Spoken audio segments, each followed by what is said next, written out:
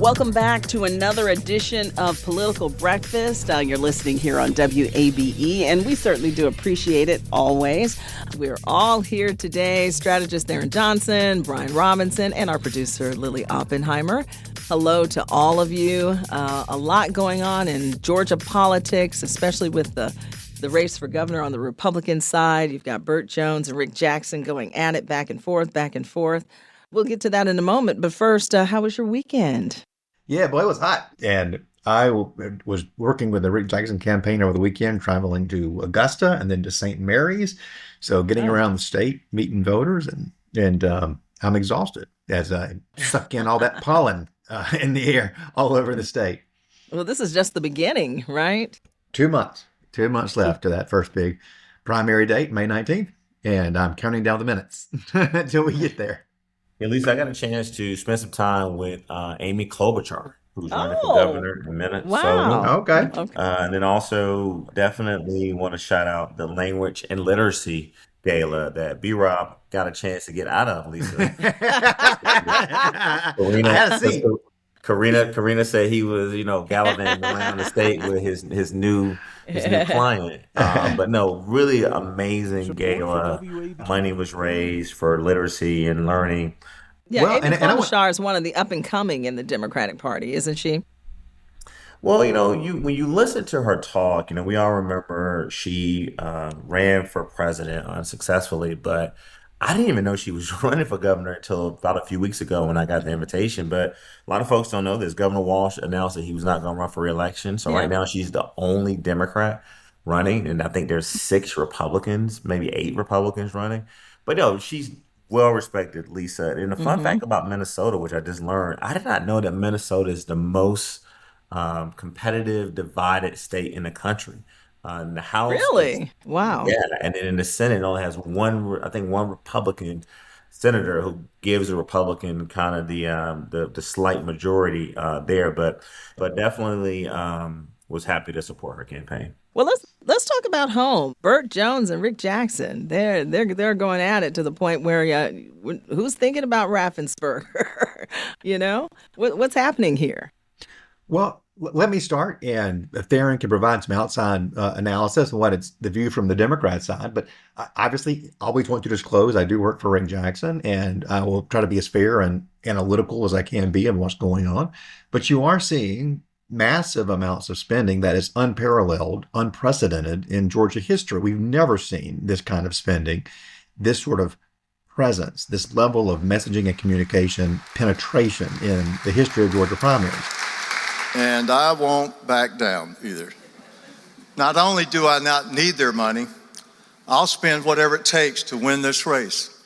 So even though we as Georgians have kind of gotten used to big political spending, you look at 2020 where hundreds and hundreds and hundreds of millions of dollars were spent here, more hundreds spent in that runoff for the 2 U.S. Senate seats, significant investment in the 2022 midterm races where Kemp was reelected and Warnock was reelected. So even though we've kind of gotten used to it, even then, this is a step and a level above that. So, right now, what you have and what you've seen in public polling, which is all I can speak to here, is you've seen Rick Jackson having double-digit lead, somewhere in the 30s, mid-30s, Burt Jones being somewhere in the low 20s. So you ask about Raffensperger, and I do think that one of the calculations that the Jones campaign has to make is they at some juncture have to go and make a very positive message about Burt. They have to give voters a reason to be for Burt. They've started out with the be for me because I'm Trump's pick. I'm the Trump endorsed candidate. And of course, that is highly valued amongst Republican voters. It matters tremendously. Georgia's Republican primary electorate shows that it's not the only thing that matters, but it is very, very important. I think he's got to continue to drive a positive message or some way to give people a reason to vote for him. If he stays negative, he would drive up his own negatives, which are already pretty high because of the Georgians for Integrity ads that have been running since the week before Thanksgiving. Since Burt Jones got elected, he's been taking us for a ride, lining his pockets as lieutenant governor. So he's got to maintain and grow or run the risk of Raffensperger becoming a alternative candidate that slips above him. I don't think Burt Jones's team thinks that there's a possibility of Raffensperger getting ahead of him. Raffensperger team thinks there's a possibility of getting ahead of Burt. And you're going to begin to see millions spent by Brad Raffensperger. With the caveat, it's not going to be anywhere near the levels being spent by Jones and Jackson. But you're going to begin to see from Brad Raffensperger, I'm going to go out on a limb and say it's going to be very positive messaging, sort of policy-focused messaging, which may be a kind of mouthwash for the electorate. People might have a protest vote for Brad Raffensperger because of how tough the fighting is right now. But that's something that the Jones campaign needs to think about and strategize around. And certainly you're going to imagine the Raffensperger people are going to be strategizing around that possibility as well. Are Democrats watching this bickering, these two go at it? Can't help but watch it and hear it and see it. Yeah. I mean, it's so much, Lisa. But no, look, Democrats, we're watching this, and this is amazing how this has shifted. I mean, just a month ago, we were talking about Burt Jones, Brad Raffensperger, and Chris Carr and Clark Dean and others, and Burt having the endorsement of Trump. But also we were talking about how Brad Raffensperger had a lane because it was all this, and we've forgotten about this, at least no one's talking about this, that the Fulton County got raided by the FBI, and Raffensperger came out and said, hey, I'm not going to comply with the federal government's request for me to turn over more information they already sort of have confiscated. And so Brad started to kind of pick up a little bit. But then, boom, here comes Rick Jackson, the best kept secret in Georgia history, and has totally rearranged the entire narrative about the Republican race. And he's spending a lot of money. The ads are back and forth. And what's been really magnificently fascinating for me, Lisa, and I told B-Rob this, is the quickness, the speed. You know, folks who know me always say, people say, what's the difference between running a mayor's race in Atlanta and then going to work on a presidential campaign? Well, the biggest difference is that things that take you usually a week to do on a presidential campaign, you got to do in a day. But on a mayoral race, or governor's race, you can kind of wait and, maybe have 72 hours to respond. But what's been amazing to me from the Jones and Rick Jackson campaign is their ability to respond to an attack ad quickly. And so we saw it with Rick Jackson responding to an attack ad from Burt Jones when he said that he was using money to perform transgender procedures. He also tied him to Planned Parenthood. Jackson's company helps staff gender transition procedures for prison inmates. Jackson shares this radical transgender policy with Kamala. Now Breitbart has exposed a sinister twist. Jackson helps staff facilities perform gender change procedures on children. Those who would change a child's gender, I'll put them in jail. Then Rick Jackson should turn himself in. And then Rick Jackson came back and used Burt Jones' own words against him. Let me put this in language even a corrupt politician can understand. Burt Jones is a stone-cold liar. I never made one penny off of Planned Parenthood, and I sure as hell never supported transgendering our kids. Those are sick lies. I'm tired of politicians who will lie or say anything to get elected. And then next thing I know, this latter part of the week, Burt Jones is back up with another ad using Rick Jackson's own words against him. Right. And so the media consultants are getting paid a lot of money, and they probably had to really staff up. But one of the things I do want to point out, if I'm just going to be a fair critic here, is that I am seeing a little bit more Chris Carr's TV ads. Now, it's hard to break through, Lisa, because, Rick Jackson and Jones has the market swamped, but Carr has finally made a move and has gone from digital to now television. But B-Rob has told us something very important. If Raffensperger engages with the millions of dollars that we think he's going to engage in his campaign, Lisa, it's not so much about his engagement, is that what is he going to say differently than what we're already hearing? What is he going to remind the Republican voters of why he should be in the consideration to be the nominee? But then lastly is this, and we've got to point this out, and I missed it, B-Rob, last week. Burt Jones got a little bit of a good news, to be fair. The judge came back and basically said, hey, you can spend that leadership committee money. It's unconstitutional. It's wrong. but you can spend it. How I mean, crazy is that? What does right? that mean? mean, What that's does that mean? It's unconstitutional, but whatever.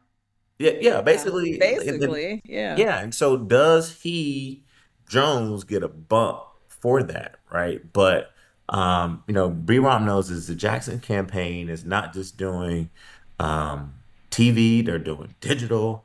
They even hidden Keisha Lance Bottoms, Lisa. I mean, last week I can't really dictate who it went to, and B-Rob is probably not going to tell me, but based on my sources and based on my favorite demographic out there, the white, educated, disaffected Republican suburban white women, Jackson sent out a very sort of scathing attack piece on Keisha Lance Bottoms. Now, one would ask, Lisa, why is a Republican running for governor on the Republican side attacking a former mayor who's running the Democratic nominee on the governor's side? I can only come up with two conclusions. One, that maybe Slick Rick is trying to help his boy Duncan.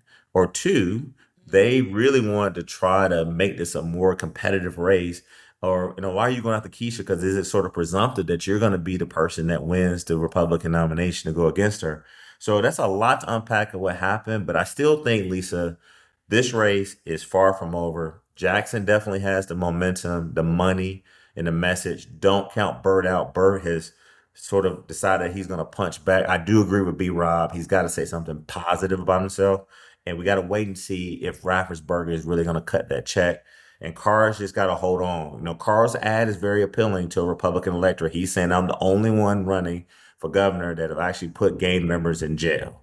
Like, it's a very strong pro-public safety message that he's putting out there right now. Was that okay, B-Rob? I tried to be fair. I was going to say that's an interesting point, though, Brian. Why go after Keisha Bottoms now? Because it is not an appeal to Democrat voters. It's not an effort to be involved in the Democratic primary vote, which I had Democrats texting me, some mutual friends of Tharon and mine on the Democrat side texting, why go after Keisha? Isn't that who you want in the general election?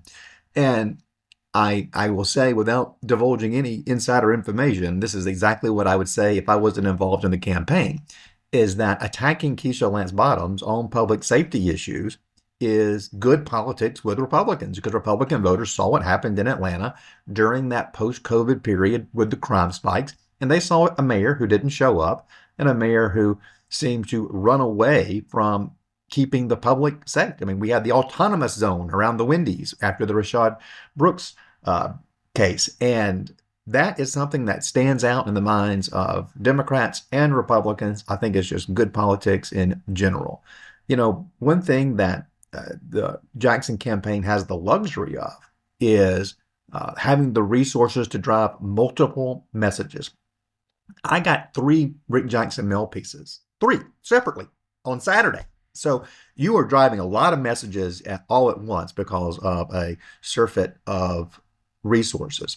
And this is a message that resonates with Republican voters. What's going on the Democratic side, Tharon? How's that race ramping up?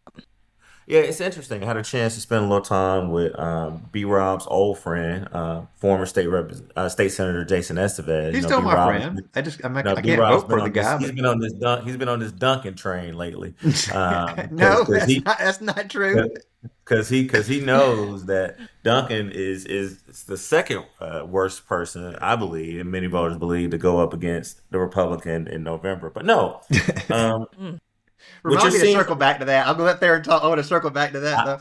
I'm joking, guys. I don't want to mess up his bread, but you have been a little bit more complimentary of Duncan lately, I just think he's in second place. That's all. I think watching what the other candidates are doing, I think Estevez and Thurman think Jeff Duncan is in second place. No, well, let me break that down. Let's answer your question. All right, so let me back into this. So there was this very bogus Emerson poll that came out. I agree with you. I agree with you on that. That's a bogus poll. So Lisa, you and I both know this, right?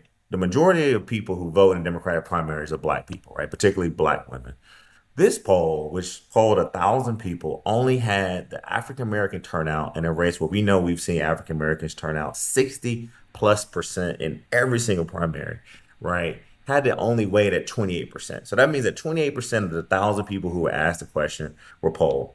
The other thing that was interesting about this poll, because I really want to go at it, is that out of 1,000 people, only 300 plus people identified themselves as Democrats. The last thing that was wrong with this poll, Lisa, and we know this, and politicians don't really say this because it's not the right thing to say. It's not sexy, but we know that the majority of people who vote in elections are usually over the age of 50. Even though we talk about how we want young people to vote and we want this young momentum, they don't vote in higher numbers. So it did not skew the older voter population the way it should. Mm-hmm. So here comes this poll, Lisa, that all of a sudden, out of nowhere, right, after never being on a Democratic primary ballot before in life, has just the last one to really enter the race. Jeff Duncan all of a sudden has just leaped into quote unquote second place.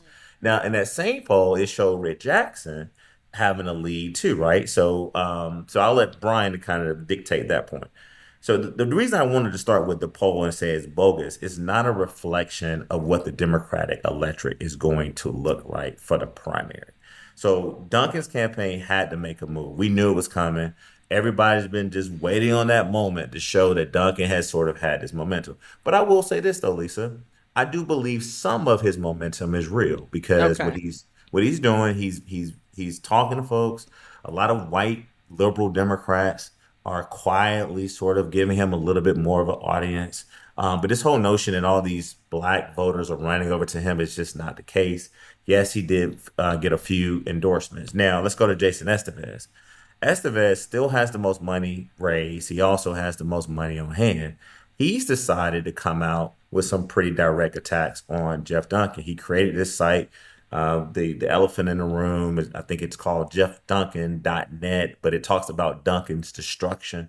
Estevez's campaign is the first campaign that's running against Duncan to really put out and make the case of his voting history. And I had a lady at the gala say this to me, Lisa, a white woman, right, who's a Republican. She said, Tharon, she said, can you really just forget everything that you've done and ask for forgiveness? Like, would you forgive me for every single bad thing that I maybe done in your eyes? And I said, ma'am, you know what? I wouldn't. And that's essentially what Jeff Duncan is asking us to do. So Estevez is going on the attack. But the challenge with Estevez is that this poll that I just talked about and other polls are still showing him in single digits. Keisha, on the other hand, is not really going up. She's kind of maintaining it, if not kind of going down a couple points. Lisa, she's participating more in the forums. People are going after her too. So don't want to, Jeff Duncan wants you to believe that, oh, woe is me. I'm this only white man who goes into these churches and these places and all the black and brown people team up on me. But that's not the case, right? But does he get his fair share of the questions and attack? Yes. But you're starting to see Jason and others and Derek Jackson start to ask questions about Keisha. And then lastly, look, Thurman is doing what Thurman has been doing. I mean, he's going around the state. He's talking to folks. He's talking to voters. I still believe that he's in second place. I think there will be polling that comes out that shows that. I think that it's a lot because of the name recognition, but also people know him. People trust him. And this race is going to turn to trust, Lisa. Mark my word.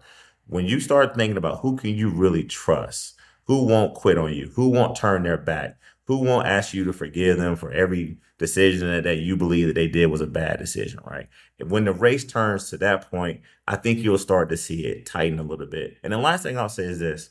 If you really listen to Olu Brown and you listen to Derek Jackson, these two men are actually really saying some good stuff on these forums. The problem with them, Lisa, is that they're not raising the money and they're not showing up in the polls as well. Unfortunately, money talks, right? So I want to say this because, Lisa, we don't have the money that the Republicans have. So give me 30 more seconds here because Rick Jackson and Burt Jones are just flooding the airways. But unlike the Republicans, this is a very key point. We're talking about issues. We're not attacking people on whether or not how they got rich, how many state contracts they got. Did they usher through legislation to get a hospital or a data center? We're not talking about it on the Democratic side. We're talking about affordability. We're talking about public safety. We're talking about literacy. We're talking about doing something for rural voters, helping them with farmers and stuff. I mean, all these things are not being reported about because you can't break through the noise on the Republican side. And so those candidates that I just mentioned, they're all talking about those issues. But unfortunately, unless you attend a forum or you go to their social media page, you won't know that those issues are being discussed. Yeah. I just want to say, excellent analysis. I agree with much of what he's said, particularly about the poll. There were significant problems with how that was done. Best I can tell, they didn't do likely primary voters. And so it was just like, are you a voter? Yeah. And then they list all the Republicans and Democrats together. That's not how this is done in primary season. So we can really discard, I think, that poll. And I told the media outlet that did it, they would regret that poll at some juncture because it's going to be an outlier. Nothing else is going to back it up. I'm really confused that anybody would put that out. The reason why I think Jeff Duncan is in second place is because he has been the target of everybody else's attacks. And that's generally an idea of what the campaigns think is happening. I hear Tharon mentioning that he thinks Thurman is in second and that there will be data soon that shows that. I will withhold judgment. I will await that data and see. I do not pretend to be an expert on the daily ins and outs, tide shifting in the Democratic primary. Tharon knows that much better than I do. One thing that's been going to be a hindrance for Michael Thurman, and of course, we've all been friends with Mike for a long time. Wonderful guy. He has not raised enough to really break through. And one thing that, as an outsider to all of this, I would question is why go around the state when your home county is this massive Democrat county where 85% of the general election vote here is Democrat. I say here because I live in DeKalb County. If I was Mike Thurman, I would focus on DeKalb and Clark County, where Mike and Tharon are from, Athens, and just try to drive up Democrat vote and get the margins as high as possible in those urban areas, Clayton County, parts of Atlanta. I think he can speak to those groups, to those voters, particularly, as Tharon said, the Democrat primary not only skews, black, it's a majority black primary, but both primaries, Republican and Democrat, are older voters. And Michael Thurman is somebody who can really speak to older voters, could probably hold the same values, a lot of the same mindsets and viewpoints. So I think he's got this urban core to build off of, and that's what I would be doing. Maybe he feels like Estevez is getting some of that, Keisha's getting some of that, and he's got to go look elsewhere. But DeKalb County is a place that knows him, where he's got high approval ratings. I think DeKalb determines whether or not Mike soars and gets into that second place spot. If enough coalesce behind him, that is a big, big foundation to build off of. Oh, yeah, for sure. Money. Well, let me just say is, and just remind B-Rob, he lives in DeKalb. Mm-hmm. So he still lives there. He's spending a lot of time in Metro. When I say crisscrossing the state, meaning it's I don't want our listeners to think that Mike Thurman is not focused on Metro. He is. But you and I both know, Brian, we've learned from a governor's race in the primary, you got to, one of the problems we have in the Democratic Party, we've been too Metro Atlanta focused. So the rural people who listen to this podcast, when we go around the state, Rob, they come up to us. So shout out to the rural voters, but he's got to make sure that you're right, he's got to win DeKalb big. He'll win Athens big. And I believe he'll win DeKalb. And I think he'll do better than people think in places like Cobb, Clayton, Gwinnett, and Fayette. But where you get down to like Clark County and Macon and Savannah and Augusta, that's why you guys have been going to Savannah and Augusta, and you guys have been going up north because all of your votes in the Republican primary are not just in that area. But look, this race, Lisa, it's a long way for over. Yeah. Again, I can make a case where it could be a runoff that Keisha is not in. I really can make that case. We just don't have enough time today. And I also can make a case where Jeff Duncan, which I just respectfully disagree with Brian. This guy's never been on a Democratic ballot. And the reason he's getting attacked, B-Rob, you know why, is because he has decided that he wants to join the church and not sing in the choir, but wants to start preaching to the congregation next Sunday. So it's more of a credibility, trust thing, cutting to the front of the line kind of argument. Mm-hmm. They're not attacking him because he's all of a sudden got these great numbers in polling. Yeah, surely he knew this was going to be pretty tough. It was going to be an uphill battle for him.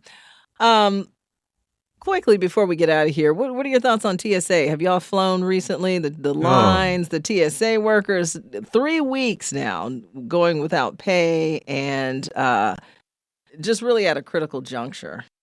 Well, I was at the Capitol on Friday and I saw one of the Delta lobbyists, and I wanted to go and give her a hug because I know it's got to be a really stressful time for the people who are in that industry, on the private airline side, just as much as it is for well, not just as much because they're still being paid, but the TSA issue is creating a lot of problems for the airlines as well.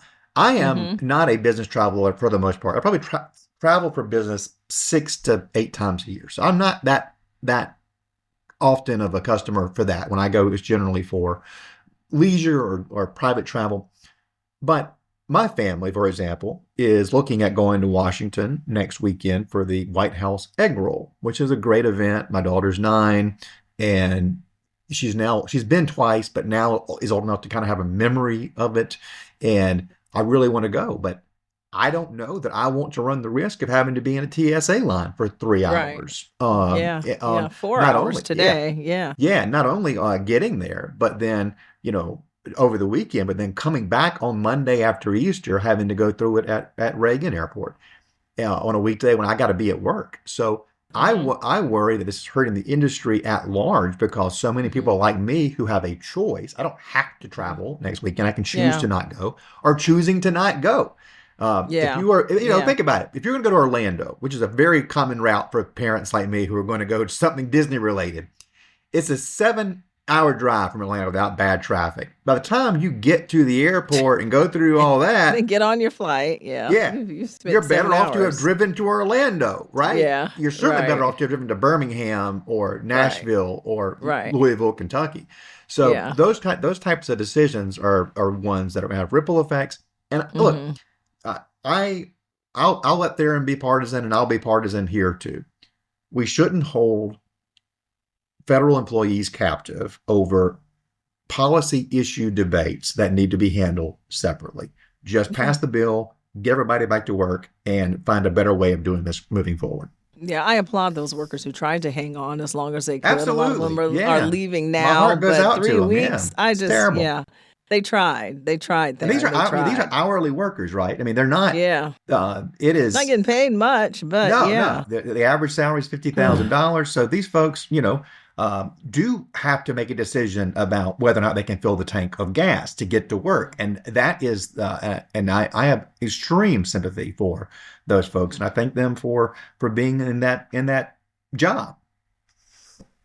Yeah, Lisa, I'm actually, as we tape this on Monday, when I'm done at the state capitol today, I'm going back out, and I'll say go back out to the airport to give out gift cards, give out gas cards to these workers. Why? Because I did this when we first had the shutdown. And remember, I said on this podcast, I said the biggest responsibility that Republicans and Democrats have is to make sure that we're not back in this same situation in next year, which was, I said in 2025, and then we talked about 2026. So here we are again in March of 2026, and we have another shutdown, right? But I want to be partisan for a second because I agree with B-Rob. The federal employees should not be caught in the middle of a political policy war between Republicans and Democrats. But I do have to speak up for the Democrats.